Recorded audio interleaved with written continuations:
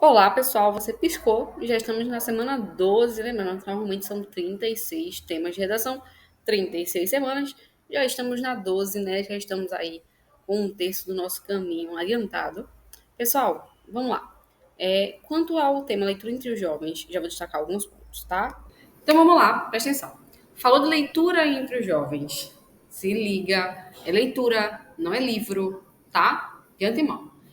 Vamos para a organização da aula, porque a aula de hoje é babado, tá? Gente, vamos falar sobre os textos motivadores sempre, avaliar a definição de termos, entender teses possíveis, algumas soluções interessantes, tá? E comentar sobre os repertórios socioculturais, falar um pouquinho sobre a neurociência da leitura, sobre a história da escrita, sobre a filosofia clássica associada à leitura e alguns filminhos para vocês assistirem esse final de semana, beleza? Vamos lá. Texto motivador 1. Por que a maioria dos jovens não gosta de ler? Os jovens não leem porque não são estimulados. Esse hábito deve vir, em primeiro lugar, de casa. Pais que têm hábito de ler estimulam seus filhos e isso passa de geração para geração. O avanço da tecnologia contribui para que o número de leitores caia cada vez mais, o que dificulta o encontro dos jovens com o livro. Os livros estão cada vez mais distantes do dia a dia dos jovens no Brasil. Isso se deve a inúmeros fatores, tais como a influência de terceiros, o lançamento de novas tecnologias e a falta de interesse do indivíduo pela leitura. Terceiro tópico, o que a falta da leitura pode acarretar nos jovens? Essa aqui é a pergunta de ouro. Eu deixo claro para você. Se liga aqui. Erros de ortografia, menor capacidade interpretativa, falta de informações de fatos e acontecimentos dos dias atuais, menor capacidade de argumentação, produção de texto sem coerência e coesão, entre outros. E aí? Não se identifique, não. Ou deve ser alunos e curso, você não faz isso aqui na sua vida, não. Vamos lá. Texto motivador 2. Primeiro, avaliando rapidinho. Inútil em grande parte, né? Respostas às quais vocês já sabem. Eu acho que eu fixaria bem na parte apenas que foi trazida em relação a estímulo e fixaria também naquela parte que foi falado um pouquinho sobre as consequências, né? Que aí vem um ponto interessante, embora a gente não vai focar nele. Não é o nosso objetivo. Texto 2. A leitura traz muitos benefícios para a mente, sendo uma poderosa ferramenta de estímulos cerebrais. Confira alguns benefícios. Melhora a concentração, desenvolve foco em atividades intelectuais, estimula a imaginação, inspira o desenvolvimento do senso crítico, melhora o vocabulário da criança e do adolescente, incentiva a criatividade, exercita a memória, encoraja o senso artístico, melhorando a escrita. Outro texto motivador inútil. Né? Inútil, ele trouxe o primeiro já trazia pra gente e é pra ser difícil mesmo, porque o tema tá fácil. Tá? O tema tá fácil, então tem que ser texto motivador chato mesmo. E o texto motivador 3, que para mim é o mais rico de todos, é esse aqui, que tem a nossa fonte da CNN Brasil. Entretenimento, o TikTok se tornou um dos maiores incentivadores à leitura entre os jovens. Entenda aqui na matéria. Ei, que texto. Que texto, hein? E aí, nosso texto é uma imagem que tem cultura jovem do lado fenômenos do TikTok.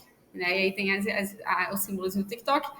E ele segue com algumas imagens. E assim, gente, para mim foi primoroso esse texto motivador aqui. Então, acabamos os textos motivadores. O terceiro, riquíssimo. Riquíssimo e abre a sua cabecinha. Se você ignorar isso aqui, gente, preste atenção na dica da teacher. Texto motivador, que tem imagem, é o mais rico da sua prova. Você tem que mais focar. Não foca só nos pontos. Olhe por trás. Né? Assim, tente entender o que está por trás. Porque uma imagem do TikTok e a nossa fonte dizendo que o TikTok se tornou o maior influenciador de leitura. Sendo que é uma rede social e leitura para mim é livro, não fez sentido, faz todo sentido do mundo. Agora vamos a um adendo para quem viu esse texto motivador, esse tema, porque esse tema foi enviado para vocês, tanto na ficha física quanto na ficha site, né? Vamos lá para o site, porque assim, sinceramente, esse texto motivador 3 aqui merece uma visita a essa matéria, pra você entender. E aí eu trouxe para vocês o adendo ao nosso texto motivador 3. Vamos lá, vou até me aproximar aqui, eu estou ceguinha para a gente conseguir ver direitinho.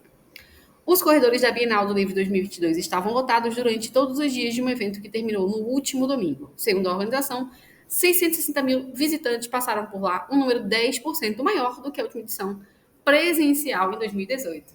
Olha, presencial, então isso aí foi o primeiro evento, né, de livros pós-pandemia. Vamos lá. O aumento dos visitantes acompanha a tendência de crescimento dos leitores durante a pandemia da Covid-19. Uma pesquisa realizada pelo Nielsen demonstrou que, entre janeiro e setembro de 2021, foram vendidos 36 milhões de exemplares de livros, um aumento de 39%, meus amores, em comparação ao mesmo período de 2020. Veja que matéria rica. Eu não botei para vocês, né? Porque deixei aqui para quem fosse ver o pré-aula, para quem fosse dar uma visitada na imagem, né? Aí fica mais interessante. Vamos seguir.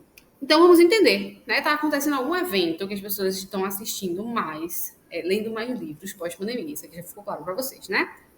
Então vamos lá para a gente entender.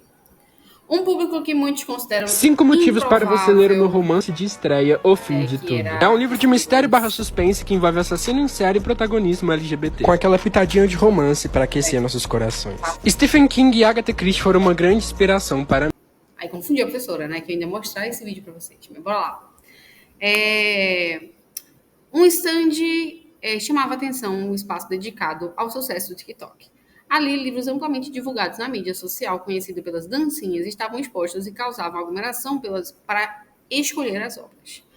Meu perfil literário mudou muito durante a pandemia. Ficou muito mais fácil achar o que eu gosto, disse Pamela Teixeira, de 15 anos, sobre a visita à Bienal.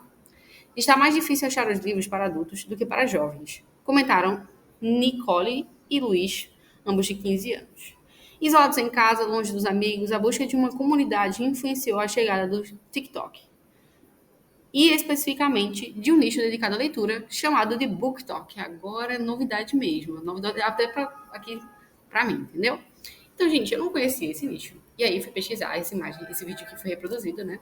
Vou passar aqui pra vocês. 5 motivos para você ler o meu romance de estreia, O Fim de Tudo. É um livro de mistério / suspense que envolve assassino em série e protagonismo LGBT, com aquela pitadinha de romance para aquecer nossos corações. Stephen King e Agatha Christie foram uma grande inspiração para mim. Então se você gosta de um bom suspense e mistério, já sabe, né? Inclusive a música To Ghost, do Harry Styles, descreve bem a história. Todas as minhas histórias se passam num país fictício e fazem parte do mesmo universo. Sim, eu tenho todas as informações anotadas nesse caderninho. Tá disponível de graça para os assinantes do Kindle Limited na Amazon, então vai lá agora no link do meu perfil e pega o seu. O livro foi escrito inteiramente por mim e foi lançado 100% de forma independente, então você estará apoiando a literatura nacional.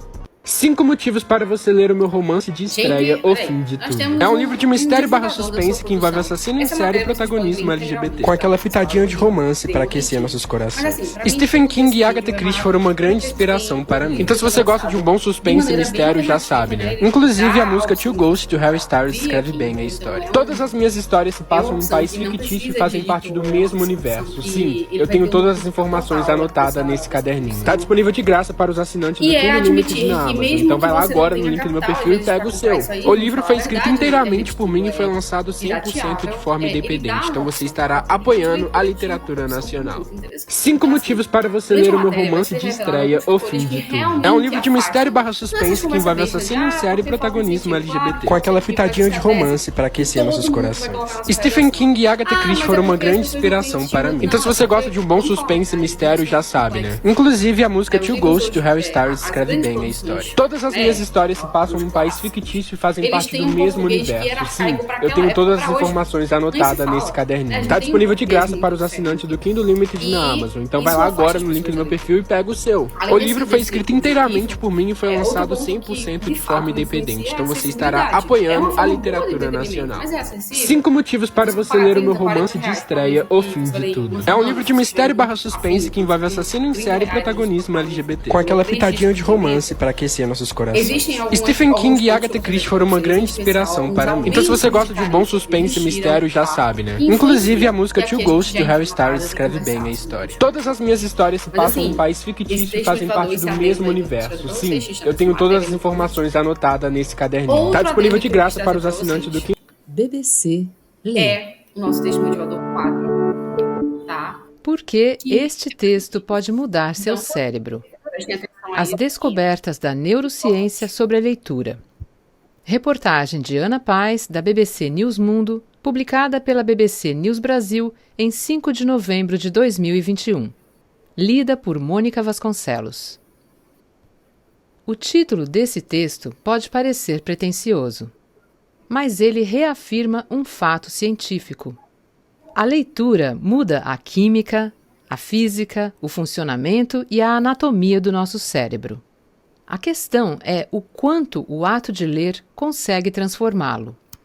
Para o neurobiólogo espanhol Francisco Mora, isso depende de o texto conseguir despertar nossa curiosidade e, sobretudo, as emoções. Você só pode aprender o que ama, afirmou Mora em seu livro Neuroeducación, publicado há 8 anos. O livro, que acaba de ser reeditado, é um ensaio sobre como a ciência do cérebro pode melhorar o ensino e o aprendizado. No ano passado, o autor, que também é professor universitário, publicou Neuroeducación y Lectura, em tradução livre, Neuroeducação e Leitura, buscando se aprofundar no que considera a verdadeira grande revolução humana, a capacidade de ler.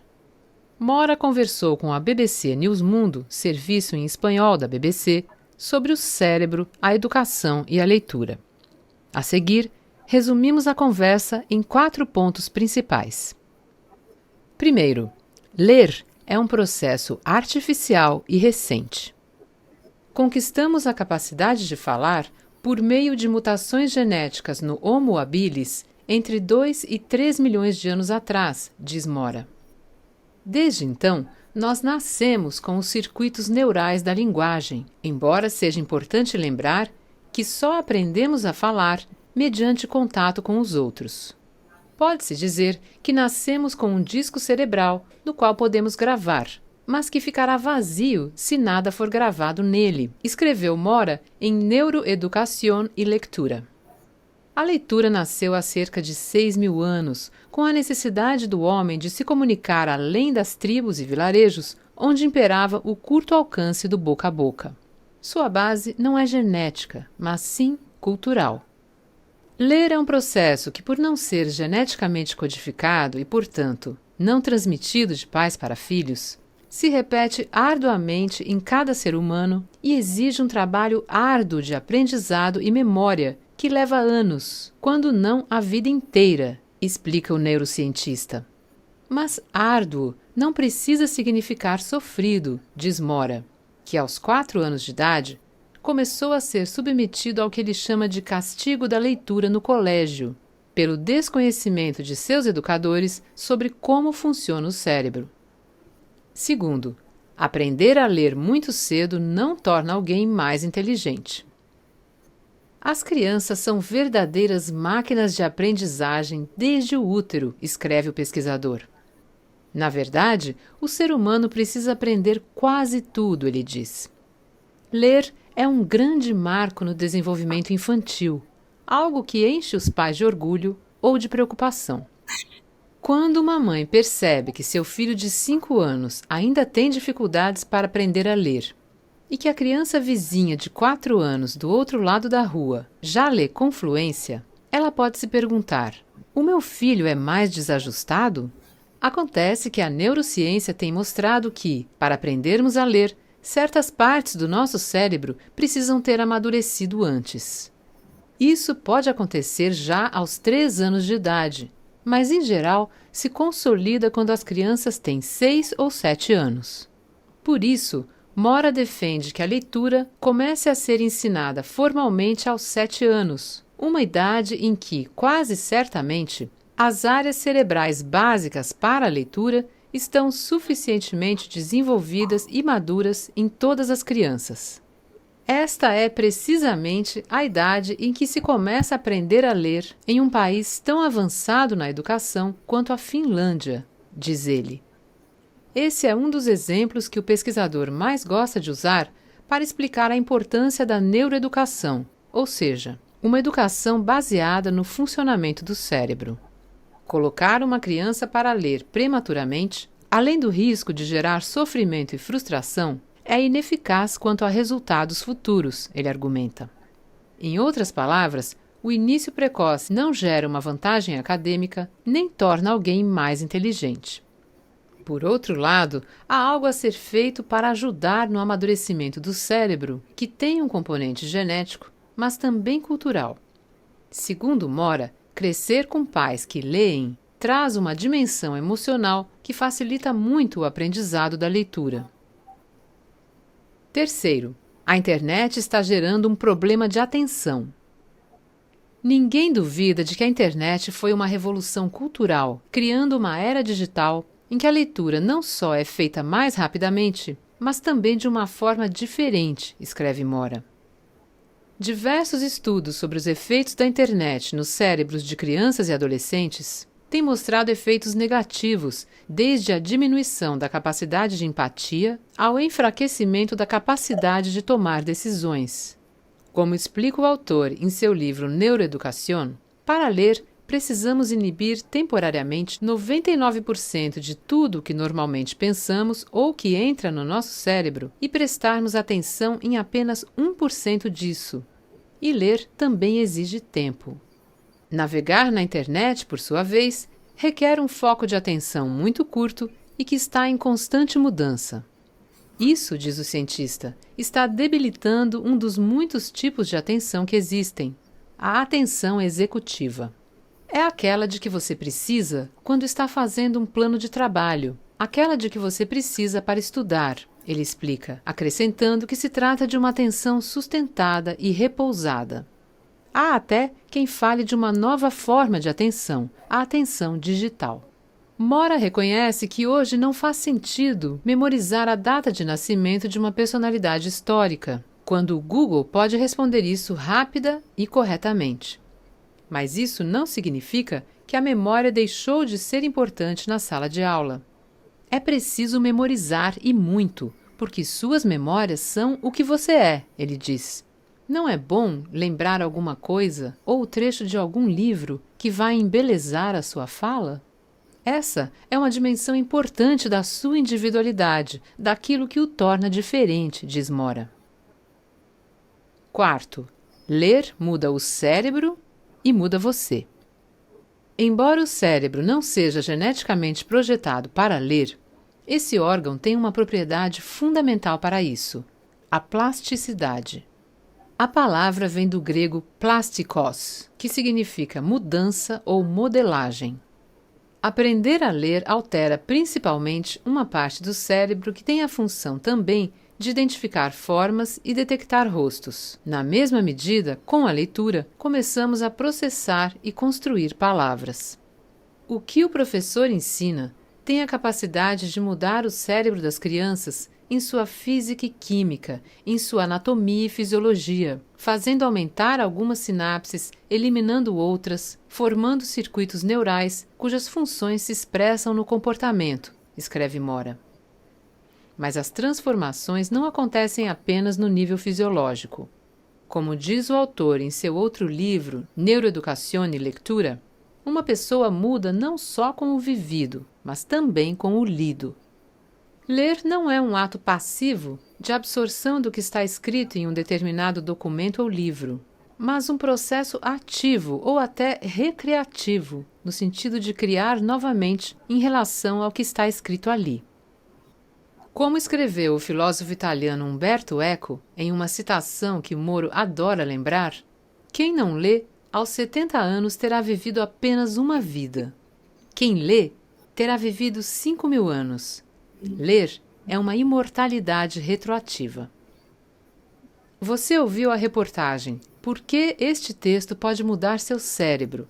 As descobertas da neurociência sobre a leitura, publicada pela BBC News Brasil em 5 de novembro de 2021. BBC Lê. Perfeito, pessoal. Olha, eu deixei aqui porque senão... Por que este texto pode mudar seu cérebro? Foi bom. As descobertas da neurociência sobre a leitura. Reportagem de Ana Paz, da BBC News Mundo, publicada pela BBC News Brasil em 5 de novembro de 2021. Lida por Mônica Vasconcelos. Pare, ouça, o título desse texto pode parecer pretensioso, mas ele reafirma um fato científico. A leitura muda a química, a física, o funcionamento e a anatomia do nosso cérebro. A Vocês têm questão é noção o que quanto o crianças, ato de hoje, a ler partir dos consegue transformá-lo. 4 anos, já são Para o estimuladas ao neurobiólogo vocabulário espanhol Francisco para que, Mora, em isso tese, entre depende de o 5 e 6 texto anos, no conseguir despertar máximo nossa 7, essas curiosidade e, crianças possam sobretudo, aprender as a leitura, sendo emoções. que nossa estrutura Você cerebral só está pode pronta para a leitura aprender a o partir de que 7 ama, anos. afirmou Mora em seu Tem livro noção disso? Olha, foi que tese Neuroeducación, maravilhosa. O texto publicado há motivador 8 que entregou para anos. você. Eu trouxe para você O como texto livro, que motivador, mas eu acaba de imaginei que ser muitos não iriam reeditado, ouvir. é um Então, eu ensaio deixo você sobre aqui para como a a nossa ciência do monitoria. cérebro pode Outro área de melhorar o conhecimento ensino e o sensacional é o aprendizado. ponto mais importante No ano possível. A passado, leitura o não é autor, que natural do ser também é humano. professor Não faz parte do universitário, nosso cérebro. Não temos publicou uma estrutura focada Neuroeducación e nisso. Leitura, Ela é uma em invenção tradução livre, puramente humana, Neuroeducação e Leitura, né? E buscando se assim, é uma aprofundar invenção no que daquelas que você precisa considera aprender a a fazer. verdadeira O ser grande humano, por revolução exemplo, ele tem humana, uma a área capacidade de cerebral ler. para Mora conversou escuta, com a uma BBC área News Mundo, cerebral para serviço em espanhol da expressão, mas BBC, ele não tem uma área sobre o para cérebro, leitura, a né? A educação gente e a utiliza leitura. várias áreas e tenta A fazer seguir, várias associações, resumimos a de conversa maneira em que 4 existem vários pontos tipos de leitura, né? A principais. leitura focada, Primeiro, a leitura apenas ler é um interpretativa, a leitura processo profunda. artificial e Todos eles são recente. níveis de estruturas cerebrais que vão estar Conquistamos a envolvidas e o capacidade quanto de você falar consegue fazer por isso, meio de mutações né? genéticas no Homo É, habilis vem até um entre ponto 2 aqui, e né, 3 interessante, até milhões que de anos ponto você atrás, aprende mais diz ou Mora. menos lendo, Desde estudando, né? então, Aí nós fica aí a critério de nascemos com os vocês. circuitos neurais da Mas, linguagem, para embora seguirmos seja nosso importante conteúdo, lembrar vamos falar que agora sobre nossa organização de aula. Já adiantei algumas teses com vocês, vou terminar de adiantá-las agora, nesse segundo momento. Preste atenção na definição. Leitura. A definição de leitura, fazendo aqui uma bela citação ao ChatGPT, tá? Fui fazer, na verdade, junto ao ChatGPT, algumas ponderações dos principais tópicos de leitura, o que é leitura, né? E aí foi respondido que, através de uma citação de um artigo científico maravilhoso, que a leitura é um processo fundamental que envolve a decodificação e compreensão de qualquer coisa, né? Então, a leitura não é uma habilidade mecânica, ela é também uma poderosa estratégia de adquirir conhecimento e compreender o mundo ao nosso redor. E agora vão vir alguns aspectos importantes que caracterizam a leitura. Então, a primeira coisa é a interpretação de palavras e frases. Não é a única, é a primeira. A leitura requer a habilidade de entender o significado de palavras e frases presentes no texto. Isso envolve associar símbolos gráficos, letras, ações e significados. Então, leitura e linguagem tem tudo a ver, né? Qual é a língua hoje mais falada no mundo? Você falou inglês, parabéns. Claro que na verdade é o chinês, mas porque a China tem gente pra caramba. Mas assim, a língua universal que une as nações, com mais falantes ativos, não principais, mas ativos, de fato é o inglês. Na época que eu trabalhava no shopping, eu trabalhei como vendedora e chegava gente de todo o país, todo mundo, né? E a gente conseguia me comunicar com russos, com vietnamitas, com americanos, mas eram raros, eram mais essas pessoas, tigres asiáticos como um todo, que traziam muito fone chinês para vender. E a comunicação era dada pelo inglês, um inglês meio rudimentado, de ambas as partes, mas super. E por que isso se dá? Porque ela tem uma leitura fácil e uma escrita fácil, que torna aquela linguagem mais aceitável, compreensível e comunicativa, né? De fato, comunicar. Comunicar. Segundo ponto, a assimilação de informações, é o passo 2, né? Aquilo que a gente chama de analfabeto funcional, né? A identificação de palavras e frases não é apenas, né, o ponto, mas é a assimilação dessas informações, de maneira que a gente consegue incluir fatos, ideias, histórias, argumentos contidos em um texto, em uma degradação, em uma expressão pessoal. Segundo ponto, compreensão contextual. Eita, isso falta muito hoje em dia, né? As pessoas entenderem que não são só as palavras, mas o contexto aplicado. Isso também é leitura de mundo. Conexão entre oralidade e escrita. Aí vem um ponto mais complexo, né? Que está relacionado à pronúncia, à grafia. Isso é um andar mais supra da leitura. Habilidades de inferência, aquilo que você entender além do que está escrito, é o que o Enem quer de vocês, né? Que vocês sejam interpretativos, consigam inferir, deduzir, perceber pontos, referências, lacunas. Ampliação de vocabulário, através... Por que é importante expandir vocabulário? Aí vamos entrar num ponto interessante, meus amores. Eu sempre gosto de utilizar esse exemplo, já citei com vocês algumas vezes, mas... Sabe aquela pessoa bem broncuda que você conhece? A pessoa mais arrogante da sua família. Sabe? Aquela, até às vezes violenta, né? Pode ter certeza. Pensa aí, se essa pessoa não é uma pessoa que tem pouquíssimo conhecimento. Eu não tô falando de ignorância, tô falando de arrogância. Sabe, pessoas de fato violentas, pessoas esquentadas. A maioria delas, elas não tem capacidade de vocabular, de ter expressão do que elas sentem. Eu acho muito interessante uma. Conhecem o Rodrigo Hilbert, né? O galeguinho lá que todo mundo gosta, maravilhoso, beleza. Que é casado com a apresentadora do Amor e Sexo, esse é o nome dela. E tem uma entrevista que ficou famosa agora há pouco, na qual ela fala que todo mundo na casa dela faz terapia, terapia de casal, ela faz terapia, os filhos fazem terapia, terapia de família, todo mundo faz terapia. E é interessante ela falando que o que ela acha mais interessante durante o tempo de terapia é que o marido dela e ela encontraram um vocabulário para falar sobre o que eles estão sentindo.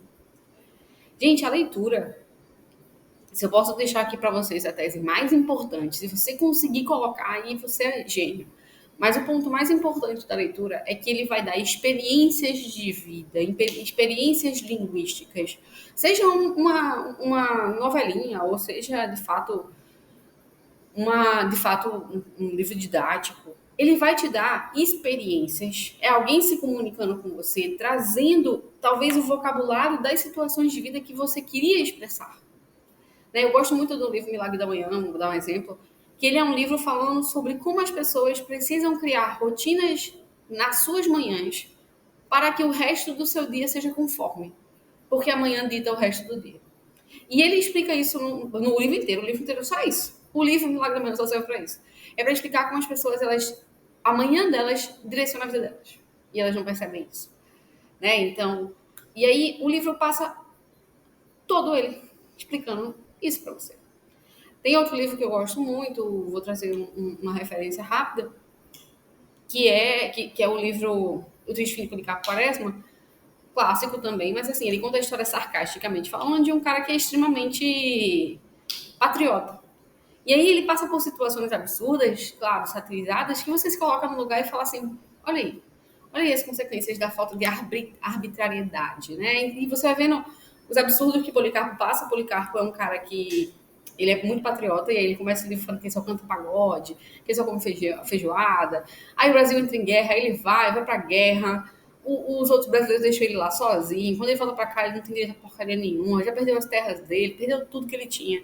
E chega um momento que ele fala, eu acho que eu tenho que ser mais por mim do que pelo meu país. E assim, é engraçado, porque até o ponto que o Policarpo chega a ser um ser humano questionador da sua realidade, você também está se colocando naquele papel, porque às vezes a gente defende político A, político B, e percebe que na verdade nossa função é questionar, é criticar. E aí você se coloca numa realidade, porque você está lendo, você está se imaginando naquele lugar, isso é impossível. Você encontra vocabulário para situações de vida, você encontra repertórios para fazer com que as pessoas não vivam certos momentos. E aí vem o ponto 7, desenvolvimento crítico. Né? Então, não espere passar por certas situações na sua vida para você criar empatia. Não sei se vocês são assim, mas, por exemplo, quando eu era mais jovem, né? Jovem faz besteira, né? Aí, quando eu era mais jovem, eu lembro que eu fazia assim. Meu Deus, esse povo no ônibus, aí os velhinhos saem cedo, não sei o quê, e fica atrapalhando a gente. Eu reproduzi um discurso que era familiar. Mas, em contrapartida, tinha minha avó, né? Que era uma pessoa fofíssima e que ela adorava pegar o ônibus de manhã porque ela queria receber as coisas dela para chegar em casa e ficar comigo, que era a netinha dela.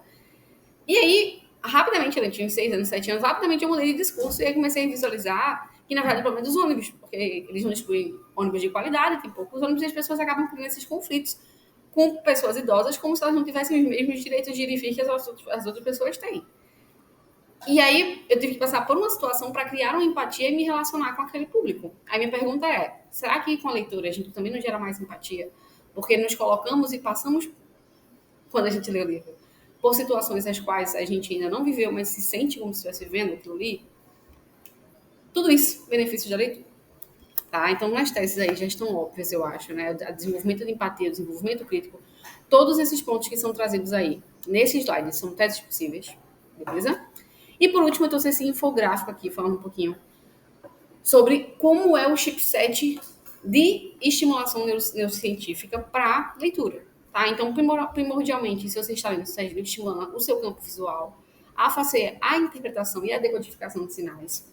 Através disso, você vai criar aquela leitura de maneira falada intracerebral, isso vai passar da parte interpretativa de expressão para a escuta intracerebralmente falando, e aí vai sim entrar na parte de compreensão. A partir da compreensão vai para o setor de memória.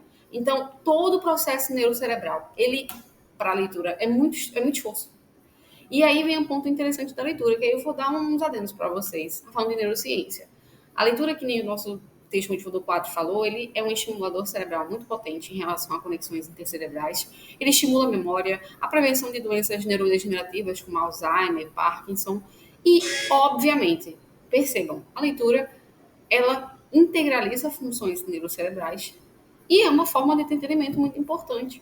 Não vai com essa história para, porque eu só leio livro motivacional. Livros literários de entretenimento também são importantes, também são positivos. Eles são uma forma de entretenimento mais interessante do que o seu celularzinho aí, o seu TikTok, né? E eles fazem uma grande motivação neurocerebral. Outro ponto importante da leitura é que ele reduz a ansiedade, tá? Esse cérebro hiperpotente que a gente acha que tem para algumas coisas, como para ver vários vídeos no TikTok enquanto faz isso, enquanto faz aquilo, não vai conseguir operar tantas funções quando está fazendo leitura. Então, por isso que a gente lê um pouco mais lento. E essa leitura mais lenta é muito positiva. Diminuir essa velocidade neurocerebral é algo que previne muito bem a ansiedade. Continuando as nossas áreas de conhecimento, eu queria focar com vocês a história da escrita, né? Que está associada indiretamente à história da leitura. Entender que a nossa história do mundo é dividida em antes da escrita, pré-história e pós-escrita, né? Então, pré-história e história. Então, a história da escrita é indissociável da leitura porque são padrões complementares, né? E a escrita começa com a definição de pictogramas escritas com uniformes e hieróglifos, que são símbolos representativos. Por isso que quando a gente fala daqueles parques que tem as pinturas rupestres, isso é tão importante.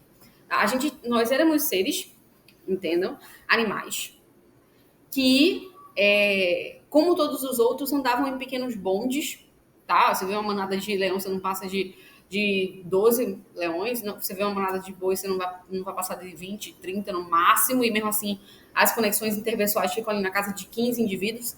Você vê uns cachorrinhos, um grupo de 5 cachorrinhos já estava brigando com esse grupo de 5 cachorrinhos, mas os seres humanos não. Os seres humanos conseguem se juntar em grupos de 2 bilhões e falar que todos são chineses. Por quê? Porque sim.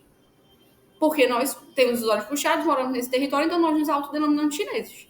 E aquele cabo que tem o olho puxado ali, ele é japonês, porque sim, porque aquele espaço ali a gente chama de Japão. E isso aqui custa R$2,50. Por quê? Porque a gente chama isso aqui disso aqui, ele custa tantos dinheiros. O que é dinheiro? É um papel que a gente diz que vale tanto. Não sei se vocês conseguem perceber, mas na vida, todo mundo tá só brincando de faz de conta. Faz de conta do dinheiro, faz de conta que vale a pena passar 8 horas trabalhando por R$1.200, que é um dinheiro que não existe para pagar coisas que, de fato, não existem às vezes. Você paga por uma assinatura de músicas que também tem no YouTube, mas você paga para elas porque você vai ter um conforto, porque parece, né, que o faz de conta do Spotify é melhor do que o faz de conta. Então, a gente vive com várias historinhas de faz de conta, né? E isso a gente chama de criação imaginativa. Está no livro do Sapiens, tá? Uma citação de Yuval Noah. Tem lá no curso. E em Sapiens, ele fala que a história dos seres humanos é muito interessante quando nós somos lá, uga-ugas, porque existe um determinado momento que começa a criação imaginativa. Chega um cara e fala que aquele bonde deles ali são família, porque eles são todos os uga-uga dos recursos. Aí eles são os uga dos recursos e eles têm que andar unidos, porque eles são família, eles são parça, e é isso. Por quê? Porque assim, aí esse cara vai e cria histórias sobre os antepassados deles. Esse cara fala que ele é um deus, filho de deuses, e que existem deuses que ministram tudo. E aí que surge as nossas primeiras organizações estatais, com faz de contas, com pessoas se autodenominando coisas que não existem. E aí vem a importância da escrita, que também é um grande faz de conta, mas é o nosso registro do faz de conta. É ela que grava o nosso início de registro da nossa imaginação, da nossa inteligência imaginativa, né? E é isso que dita os seres humanos dos outros animais. Como é que os seres humanos, seres sem garras, sem dentes afiados, sem grande musculatura, sem grandes grupos musculares, como é que nós conseguimos conquistar o planeta Terra? Porque a gente se juntava em bondes de 1.000, de milhões, de bilhões. Como? Inteligência imaginativa. Vocês são chineses, vocês lutam pelo país China, é isso aí, essa terra aqui é de vocês.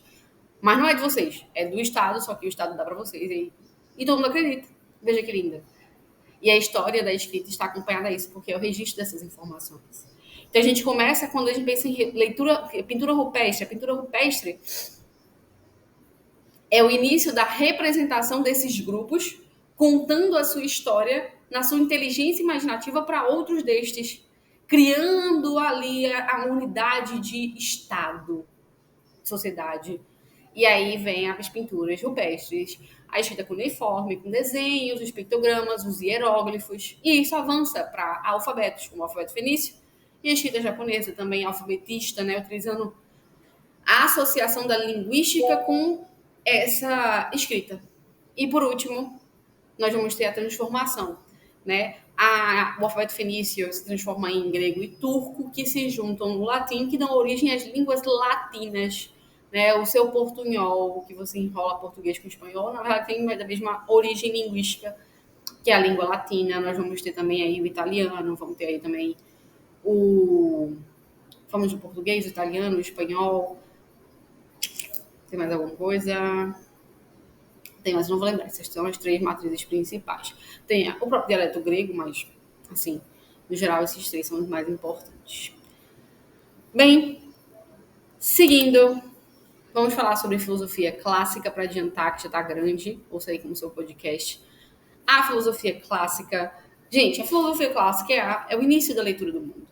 Né? Os pré-socráticos, os primeiros filósofos que nós temos noção, os primeiros seres questionadores, questionavam-se de por que as coisas aconteciam no mundo, não simplesmente, porque Deus fazem, mas não, porque chove.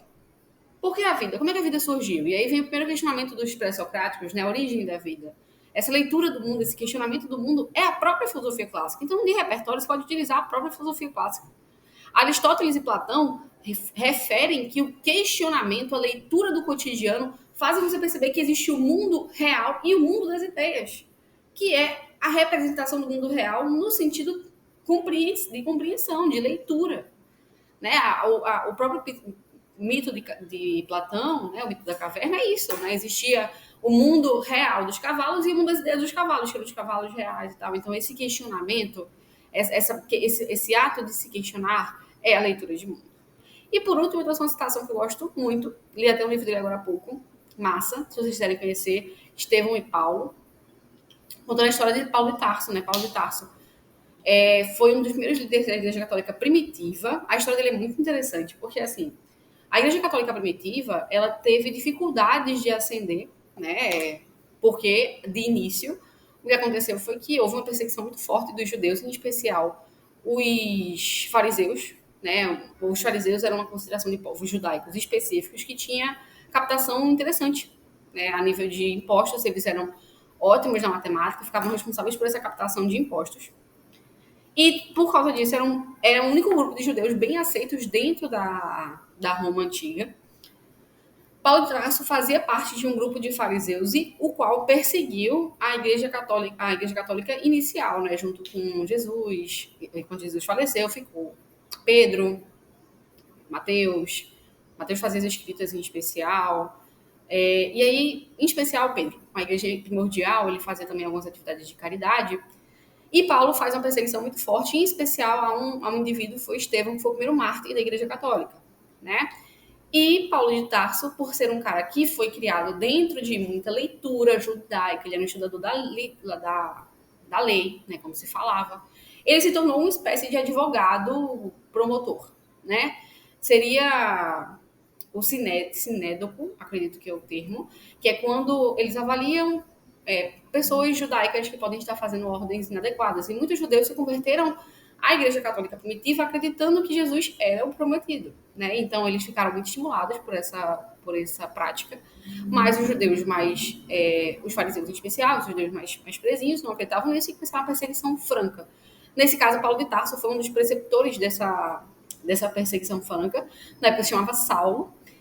Ele passa por uma revelação, quem é católico sabe bem da situação, mas o grande ponto interessante é que ele expandiu muito a Igreja Católica, ele se tornou um dos primeiros filósofos católicos por ser uma pessoa que tinha de base muita leitura. Ele tinha muita leitura de leitura clássica da lei judaica E ele acaba expandindo muito bem a religião da Igreja Católica e é hoje, tanto não só a Igreja Católica como a Igreja Evangélica, um dos grandes líderes do cristianismo, né, do movimento cristão, justamente por ser uma pessoa que tinha muito domínio linguístico, muito conhecimento de escrita, muita leitura.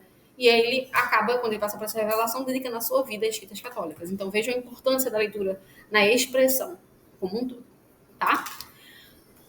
Para fechar, produções culturais. Gênio Indomável, ótima produção. Gente, tem na Netflix. Assiste enquanto tá tomando banho, bota um pedacinho, vai dormir agora em casa, assiste Gênio Indomável, muito bom.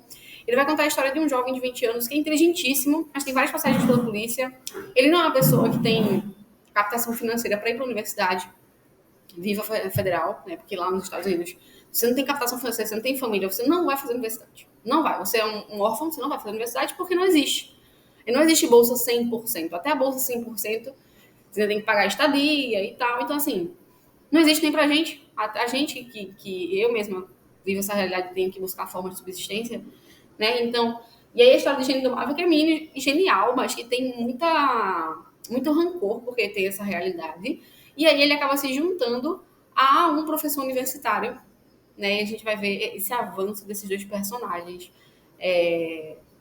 Sobre qual é a definição de gênio, de leitura e também as diferenças socioeconômicas e quanto isso impacta nas pessoas que buscam o conhecimento. Mãos Talentosas é show, citação top. Fera Média tem que assistir Mãos Talentosas, tá? Pelo amor de Deus. Mãos Talentosas vai contar a história do Ben, que de fato é uma história real, de um neurocirurgião que faz uma intervenção em duas pacientes muito bem sucedida, a separação de gêmeos simétricos pelo cérebro.